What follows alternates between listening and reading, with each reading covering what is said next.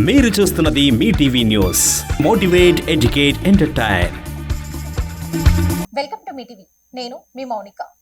నిందితులను అరెస్ట్ చేయాలని ధర్నా.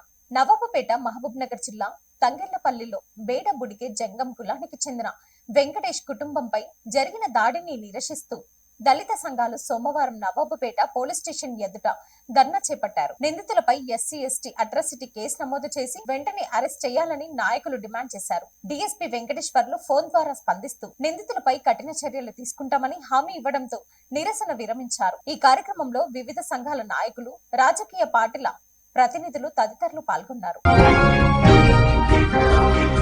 మొక్కజొన్న రైతుల గోస పట్టదా, వెంటనే కొనుగోలు చేపట్టాలి. మాజీ మంత్రి డాక్టర్ సి లక్ష్మారెడ్డి డిమాండ్. నెల రోజులుగా మార్కెట్ యార్డ్ లో పడిగాపులు కాస్తున్న మొక్కజొన్న రైతుల ఇబ్బందులు. ప్రభుత్వం తక్షణమే స్పందించి పంటను కొనుగోలు చేయాలని మాజీ మంత్రి డాక్టర్ సి లక్ష్మారెడ్డి డిమాండ్ చేశారు. సోమవారం ఆయన జడ్చర్ల పత్తి మార్కెట్ లోని మొక్కజొన్న కొనుగోలు కేంద్రాన్ని సందర్శించి అక్కడ ఎదురు చూస్తున్న రైతులతో మాట్లాడారు.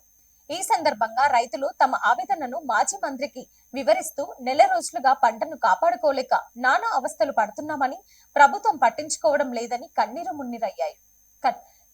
మున్నీరయ్యారు. అనంతరం లక్ష్మారెడ్డి మాట్లాడుతూ రైతులు పండించిన పంటను కొనుగోలు చేయటం కూడా చేతకాని స్థితిలో ప్రభుత్వం ఉందని మండిపడ్డారు.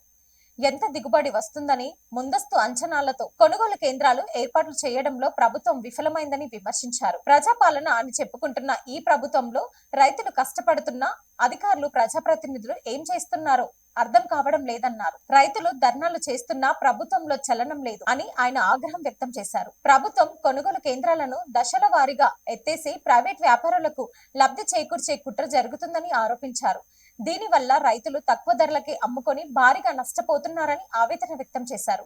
వెంటనే ఉన్నతాధికారులతో మాట్లాడిన మాజీ మంత్రి 2 రోజుల్లోనే మొక్కజొన్న కొనుగోలు ప్రక్రియను పూర్తి చేయాలని, లేని పక్షంలో రైతుల పక్షాన పెద్ద ఎత్తున ఆందోళన చేపడతామని హెచ్చరించారు. Thanks for watching.